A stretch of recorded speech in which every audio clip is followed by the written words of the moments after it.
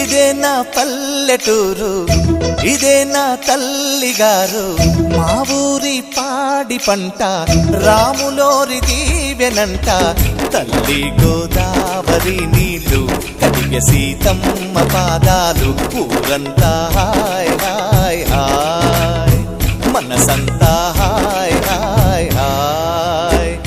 ఇదే నా పల్లెటూరు, ఇదే నా తల్లిగారు, మా ఊరి పాడి పంట రాములోరి దీవెనంట.